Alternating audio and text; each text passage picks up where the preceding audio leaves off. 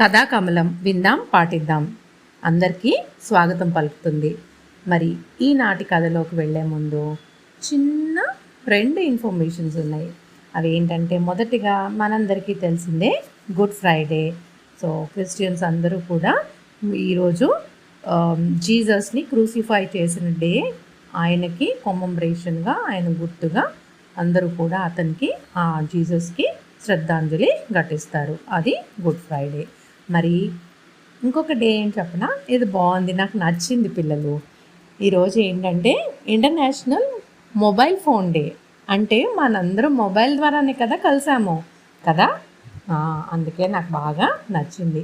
1973లో first mobile call ఈ రోజు చేశారంట, April 3 రోజు చేశారంట. దానికి గుర్తుగా మొబైల్ టెక్నాలజీలో ఇన్వాల్వ్ అయిన వాళ్ళందరూ కూడా they have seminars and they discuss about how the mobile phone has been like advanced, ఎన్ని చేంజెస్ వచ్చాయి అవన్నీ వాళ్ళు మాట్లాడుకుంటారు. మనకి ఎందుకు, మన ఫోన్ మనకి ఇచ్చేసారు కదా, కానీ మనం ఏం చేయాలి, ఫోన్ని ఏ విధంగా ఉపయోగించాలి అనేది ఒక్కసారి ఆలోచించుకోవాలి. మన వరకు మనం ఏం చేయొచ్చు, ఫోన్ తక్కువగా వాడచ్చు, వాడినా కూడా మంచికి వాడాలి. అంటే మీకు తెలుసు కదా మంచి చెడు. మెయిన్ నేను చెప్పదలుచుకుంది అంటే, నాకు అనిపించింది ఏంటంటే, ఫోన్ చేసి మనుషులతో గంటలు ఆ విషయాలు ఈ విషయాలు మాట్లాడుకోవద్దు. ఎందుకంటే అది అన్ని విధాలుగా నష్టమే. డబ్బులు, రేడియేషన్స్, అన్ని విధాలుగా వస్తాయి. ఒకళ్ళ మీద ఒకళ్ళు చెప్పుకోవడానికి, వాళ్ళ విషయాలు అడగటానికి, వీళ్ళ విషయాలు అడగటానికి మాత్రం మనం ఫోన్ చేసుకోవద్దు. అంతే. మరి కథలోకి వెళ్ళిపోదాం, ఎందుకంటే చిన్నారులకి నిద్ర వచ్చేస్తుంది కదా. ఒకసారి ద్రోణాచార్యుడు అన్ని ఉత్తమ గుణాలున్న అతి మంచి మనిషిని, ఏ మంచి గుణాలు లేని అతి చెడ్డ మనిషిని వెతికి తెమ్మని తన శిష్యులైన కౌరవ పాండవ రాజకుమారులను ఆదేశించాడు. మరి ద్రోణాచార్యుడు మీకు తెలుసా?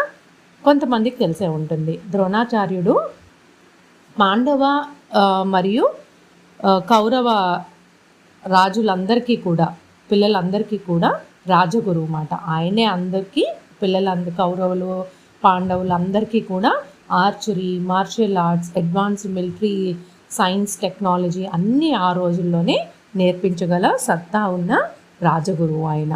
అందుకే మనకి నేషనల్ లెవెల్లో కూడా ఎవరు స్పోర్ట్స్లో, గేమ్స్లో వాళ్ళ లైఫ్ని సాక్రిఫైస్ చేసిన వాళ్ళకి ద్రోణాచార్య అవార్డ్స్ ఇస్తారన్నమాట. మరి అలా చెప్పగానే ముందుగా దుష్టబుద్ధి గల యువరాజు దుర్యోధనుడిని అతి మంచి మనిషిని వెతకటానికి బయలుదేరాడు.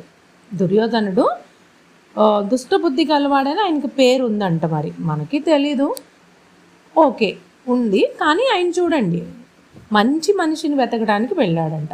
బాగుంది కదా. వెళ్ళిన ప్రతి చోట, కలిసిన ప్రతి మనిషిలో అతడు ఏదో ఒక చెడ్డ గుణం చూశాడు.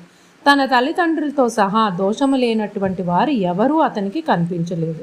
కానీ తనను గురించి తాను ఆలోచించుకున్నప్పుడు అతనికి తనలో అన్ని సుగుణాలు ఉన్నట్టు కనిపించాయి.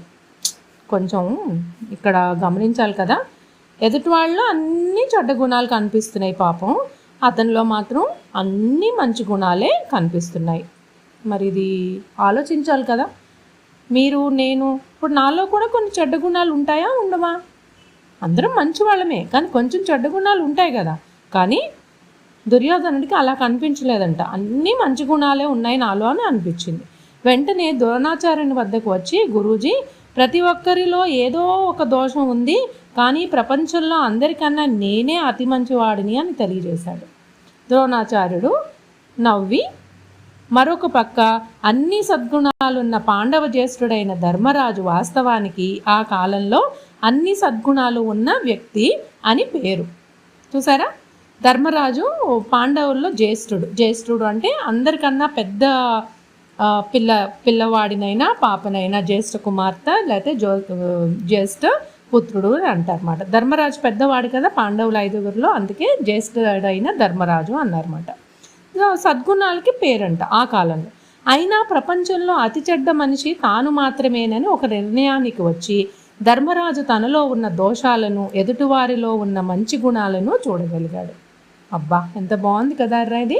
ధర్మరాజు అన్ని మంచి గుణాలు ఉన్నవాడు అని పేరున్నా ఎదుటి వాళ్ళలో చెడ్డ గుణాలు చూడలేకపోయాడు అన్నమాట. ఎందుకు? తనలో మంచి ఉంది కాబట్టి, మంచిని చూసే తత్వం ఉంది కాబట్టి తనలో చెడ్డ గుణాలే చూసుకోగలిగాడు, కానీ ఎదుటి వాళ్ళు అన్నీ మంచి గుణాలే చూసుకున్నాడు అన్నమాట. తన వినయ విధేయతల కారణంగా, తన నిజాయితీ కారణంగా అతను అలాంటి నిర్ణయానికి వచ్చాడు. ధర్మరాజు ద్రోణాచార్యుల వద్దకు వచ్చి గురువు గారికి నమస్కరించి, గురువుగారు, ఈ ప్రపంచంలో అందరికన్నా చెడ్డవాణ్ణి నేనే అనిపిస్తుంది. ఎందుకంటే ఎంతమందితో మాట్లాడినా అందరిలో నాకు మంచే కనిపిస్తుంది, నాలో ఉన్న చెడ్డ గుణాలే నాకు కనిపిస్తున్నాయి అని అన్నాడు అనమాట. ధర్మరాజు మాటలు విన్న ద్రోణాచార్యులు ఎంతో సంతోషించి ఒక్కసారి దుర్యోధనుడి వైపు చూశారు. దుర్యోధనుడు అంతా తెలిసి తలదించుకున్నాడు. ఎందుకంటే దుర్యోధనుడు తెలియక చేయలేదు, అది తెలిసి చేశాడు.